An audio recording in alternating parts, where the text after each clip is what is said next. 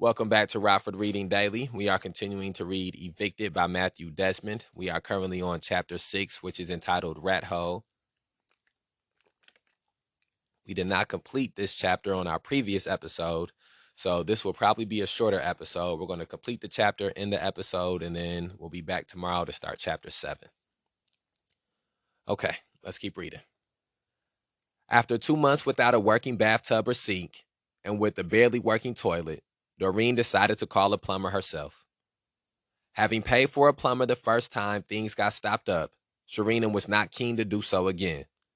And after what had happened at 32nd Street, Doreen knew better than to call a building inspector. The plumber charged $150 to snake out the pipes. He concluded that the plumbing system was old and vulnerable and advised Doreen to catch everything she could from going down the sink. The first thing Doreen did after the man left was to run a hot bath and soak in it for an hour. Doreen decided to deduct $150 from her rent. When Sharina responded by saying that would earn her an eviction notice, Doreen went ahead and withheld all her rent. If she was going to get evicted, she might as well save her money to put it toward the next move. It was a common strategy among cash-strapped renters. Because the rent took almost all of their paycheck, families sometimes had to initiate a necessary eviction that allowed them to save enough money to move to another place. One landlord's loss was another's gain. If Doreen had to move, she knew she wouldn't be able to find a much cheaper place, especially for 3 adults and 5 children. At the time, median rent for a 2-bedroom apartment in Milwaukee was $600.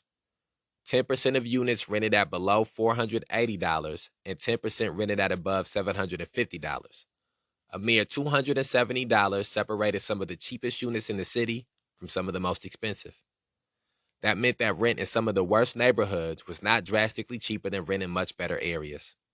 For example, in the city's poorest neighborhoods, where at least 40% of families live below the poverty line, median rent for a 2-bedroom apartment was only $50 less than the citywide median.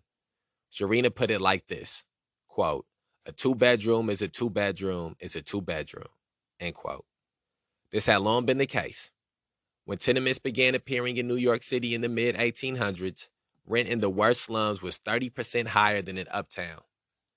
In the 1920s and 30s, rent for dilapidated housing in the black ghettos of Milwaukee and Philadelphia and other northern cities exceeded that for better housing in white neighborhoods.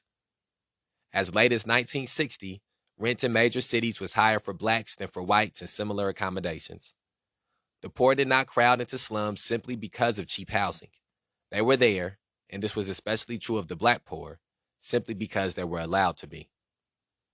Landlords at the bottom of the market generally did not lower rents to meet demand and avoid the cost of all those missed payments and evictions. There were costs to avoiding those costs too. For many landlords, it was cheaper to deal with the expense of eviction than to maintain their properties. It was possible to skip on maintenance if tenants were perpetually behind, and many poor tenants would be perpetually behind because their rent was too high. Tenants able to pay their rent in full each month could take advantage of legal protections designed to keep their housing safe and decent. Not only could they summon a building inspector without fear of eviction, but they also had the right to withhold rent until certain repairs were made. But when tenants fell behind, these protections dissolved. Tenants in areas were barred from withholding or escrowing rent, and they tempted eviction if they filed a report with the building inspector. It was not that low-income renters didn't know their rights. They just knew those rights would cost them. Quote, "I think calling a building inspector is only going to cause more problems," end quote, Doreen told Patrice. Quote, "It does," end quote, Patrice answered. Quote, "She can put us out if we call a building inspector," end quote. What Patrice meant was that Sharina could evict them because Doreen had violated the terms of her lease. Patrice and her kids were, quote, "unauthorized boarders," end quote, and that she likely would if DNS were phoned. When tenants relinquished protections by falling behind in rent or otherwise breaking their rental agreement, landlords could respond by neglecting repairs. Or as Sharina put it to tenants, quote, "If I give you a break, you give me a break," end quote. Tenants could trade their dignity and children's health for a roof over their head. Between 2009 and 2011, Nearly half of all renters in Milwaukee experienced a serious and lasting housing problem. More than 1 in 5 live with a broken window, a busted appliance, or mice, cockroaches, or rats for more than 3 days. 1/3 experienced clogged plumbing that lasted more than a day, and 1 in 10 spent at least a day without heat. African American households were the most likely to have these problems, as were those where children slept. Yet the average rent was the same, whether an apartment had housing problems or did not. Tenants who fell behind either had to accept unpleasant, degrading, and sometimes dangerous housing conditions or be evicted. But from a business point of view, this arrangement could be lucrative. The 4-family property that included Doreen's and Lamar's apartments was Sharina's most profitable. Her second most profitable property was Arlene's place on 13th Street.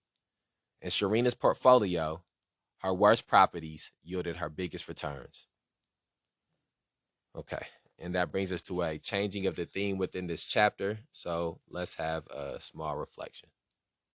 So we see here that it's not simply about Sharina trying to help people. It's not simply about Sharina and Quentin wanting to pull up Black people and do for their community.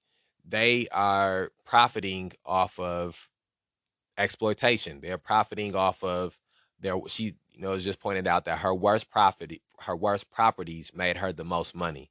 The properties that were the least taken care of, that were the least up to living standards, were the ones that she was making the most money from. And that's a lot of times the only thing that has changed when it comes to some of the experiences of the masses of Black people is the skin color sometimes of the person doing the oppressing or the person doing the exploiting. And as we read here, and this is something that stuck with me very heavily the first time I heard it be mentioned, and I think it was Malcolm X who I first heard say it. But during the 50s and the 60s, 70s, 40s, 50s, 60s, 70s, in that time period, that Black people who lived in ghettos were paying more money to live in these ghettos and these substandard living conditions and these slums than white people were paying to live across town in much better areas that had much better resources and much better schools. And that's something that can't be overstated. It's something that just can't be overstated when we talk about the generational roadblocks that Black people have had to being able to access generational wealth, to being able to pull themselves up by their bootstraps. There have always, whether it's been through education and being exploited and marginalized through education, whether it's through living conditions, whether it's through employment opportunities, whether it's through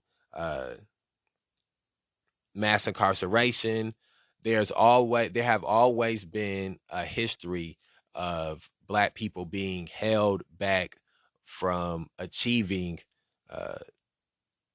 from Black people being held back from being able to pursue happiness from at the fullest extent.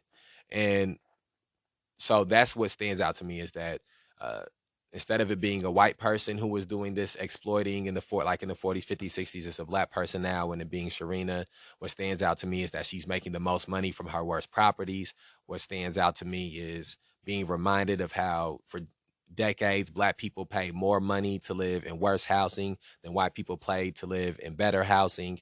And then another thing that stands out is the small difference in financial cost, the small differences in financial cost between living in the poor side of town or the bad side of town or the quote unquote Black side of town in Milwaukee and living on the nicer side of town or the white side of town in Milwaukee. And that it's not a very wide margin between these two things. And Sharina, somebody who owns a house, is proud of that. A 4-bedroom is a 4-bedroom is a 4-bedroom, or a 2-bedroom is a 2-bedroom is a 2-bedroom. It doesn't matter that her 2 bedrooms are in worse neighborhoods, or her 2 bedrooms are not kept up as well. Her 2 bedrooms are in communities that where histories of marginalization and exploitation have existed. And again, one of the things we have to educate young Black people on is that money is not everything, that profit is not everything, that our values as Black people cannot be the same values that white mainstream America has, because our experiences and our history is vastly different from that. And we have to be conscious of trying to help our fellow community members. Shortly after Doreen told Sharina she would be withholding her rent, Natasha discovered she was 4 months pregnant. When she told her mama, Doreen laughed and said, quote, "I told you so," end quote. She had noticed the changes Natasha had tried to ignore. Doreen was thrilled. Quote, "I'm about to be a proud grandmother again," end quote, she crowed. Natasha's boyfriend was thrilled. A new pregnancy, legitimate or otherwise, was something to celebrate, unless you were a young woman trying to live free and independent. Natasha was devastated. Quote, "It's probably a big-headed boy," end quote, Doreen teased. Quote, "I don't see how in the world I got pregnant," end quote, Natasha whined. Quote, "I don't even like pregnant stomachs," end quote. Natasha and Malik had been dating for about a year. They had met at Cousin Subs, where Malik worked with Patrice. He was shorter and darker than Natasha, with cornrows and a strong face. He had a gentle way about him, and although he was 33, this would be his first child. Natasha liked him okay, but her heart still belonged to Tay, gunned down in a botched robbery 2 years earlier when he was 17. In her purse, she still carried his funeral program, which listed Natasha as a, quote, "special lady friend," end quote, among his survivors. Ruby was crazy about that boy too, and sometimes with Natasha's prodding, she would tell Tay stories. As Natasha listened quietly, she would smile like older people do when they put some distance between themselves and the pain. In those moments, it was as if some cruel force had wedged a vice between the sisters and sprung the crank, propelling Natasha beyond her years. Per Hinkston family tradition, Patrice would be the one to name the baby. Malik had other plans. When Natasha told Doreen and Patrice that Malik wanted the name to be Malik Jr. if it was a boy, they scoffed. Quote, "We don't do juniors," end quote, Doreen said. Quote, "We messed up once. I hate that I did that," end quote. CJ was named after his father, but so the family wouldn't have to utter that man's name, they shortened Caleb Jr. to CJ. If Natasha had to be a mother, she knew this much. She was not going to be bringing her baby into that house. Now that she was pregnant, she worried more about the apartment and about where they would go if Sharina decided to evict them. But Doreen had carried the family on her back before, and Natasha believed she would do it again. Quote, "My mama, she's strong," end quote, Natasha said. Quote, "And she's got us out of way worse situations than this. I mean, from shelters, living on the street, churches, cars. I got a lot of faith in my mama. Yeah, we've been on the street a few times, but my mama, she always had it," end quote. Only this time, Natasha didn't like her mama's plan. Ever since learning about an upcoming, excuse me, Ever since learning about an upcoming family reunion in Brownsville, Tennessee, Doreen had been thinking about moving the family down there. Patrice liked the idea. She was done with Milwaukee. Quote, "This a dead city," end quote, she said. Quote, "Full of crackheads and prostitutes," end quote. But Natasha didn't want to take her baby away from his father. Doreen and Patrice didn't think this was a legitimate concern. Quote, "He's not dependable," end quote, Doreen said. But Malik had been acting extra dependable since learning he was going to be a dad, pulling double shifts, saving money, bringing Natasha food, and looking for an apartment for the three of them. The truth was that Doreen and Patrice didn't expect much from Malik, not because of anything he had done, but because of their own experiences with men. Patrice's and Natasha's fathers had left Doreen. Ruby and CJ's daddy was in prison. The fathers of Patrice's children played a negligible role in their lives, and her current boyfriend had recently put her through the dining room table. Doreen and Patrice did not see why a man needed to be involved in family decisions about where to raise a child, let alone what to name it. Said Doreen to Natasha, quote, "There was no one around to rub my stomach when you were kicking me," end quote. Said Patrice, quote, "We didn't have a daddy. My kids don't have no daddy, and your kids don't need no daddy," end quote. Someone from the doctor's office called. Quote, I got to come back in for another ultrasound, end quote, Natasha told Doreen, getting off the phone. Quote, they said they found something hiding, end quote. Quote, what do you mean they found something hiding, end quote. Quote, hiding, like behind the other baby, end quote. Doreen gasped. Quote, Natasha, are you going to have twins? End quote. Quote, but I don't want no babies, end quote. Natasha stumped her foot. Quote, too late to say that now, end quote. Doreen laughed. Quote, that's too much, end quote. Natasha slunk down on the couch and Coco jumped on her lap. Quote, Coco, come here. Mama's having a bad day, end quote. Doreen tried to cheer her up. Quote, I'm going to make sure you get a very big room when we move, end quote, she said. Quote, down the hall from me, maybe downstairs. Yeah, I hope we get a house like we had on 32nd, end quote. Quote, that would be a blessing, end quote, Natasha said, stroking Coco. Quote, yes, it would, end quote. Doreen turned to Ruby, who had been sitting quietly on the floor, holding her knees to her chest. Quote, what you think, Ruby girl? Want to move? End quote. Quote, of course, end quote, Ruby said. Quote, I hate this house, end quote. And that brings us to the end of chapter 6 and to the beginning of chapter 7, which is entitled The Sick. So let's have a reflection on this chapter, and then we'll end this episode, and we'll be back tomorrow. So what stands out to me in that chapter is the relationship that these Black women have with the father of their children. And even that relationship being an absentee relationship in some aspects. And then I guess in one of the relationships wasn't necessarily with the father, but a boyfriend as well. And one of the things that has been a common theme here, you know, besides Lamar, has been men in abusive relationships with women, men having negligent relationships with their children, and uh and one young man who was Black man who was murdered, killed, and I guess just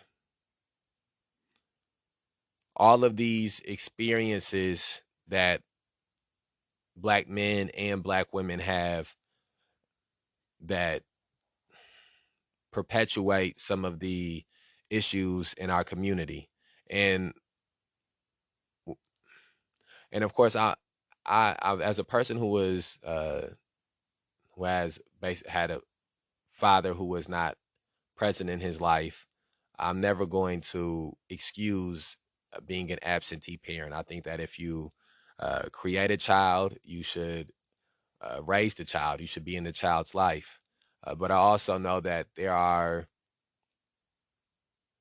very specific traumas that have generationally happened in the Black community that contribute to Black men, Black people, not just Black men, but Black people uh, being absent in their children's lives. And again, that's not excusing it. That's we have to do the job with issues in our community of saying, okay, I'm not excusing your habits of drug addiction, or I'm not excusing your habits of selling drugs, or I'm not excusing you being in a gang, or I'm not excusing you robbing a convenience store, but after I make sure that you take accountability for it, or after I assign accountability for it, assign responsibility for it, the next step is figuring out why it happened. And then once you understand why it happened, the next step after that is trying to prevent it from happening again. And I think far too often we end at the step of assigning blame, or assigning accountability, or assigning responsibility, and we don't go those extra steps. And I think for me, when I analyze these issues now, I analyze them in layers. I analyze the individual aspects and the individual accountability, and then I analyze the institutional aspects, the institutional accountability, the societal accountability. And so those are all things that sort of stand out to me. And it's very disheartening to hear that these Black women, because of how many negative relationships they have had with black men view a man not being necessary in a child's life, because it's just simply not true. But when you have been disappointed and let down by so many men so many times over, it's not surprising that that becomes a belief pattern or a thought pattern. And it's not simply about putting the onus on these women to change their beliefs or change their thoughts. It's about also raising a generation of men that can help to change their beliefs and change their thoughts. And so hopefully these young boys who are growing up in this household see the effects that these these negative interactions and negative relationships with black men have had on these women, and they do better. And so let's wrap this episode up here. Please share this whatever platform you're listening to it on. Remember, we put these episodes out on a daily basis to provide people the opportunity to begin or further their journey in the struggle to end police terrorism, mass incarceration, and racial injustice. And I will holler at you tomorrow.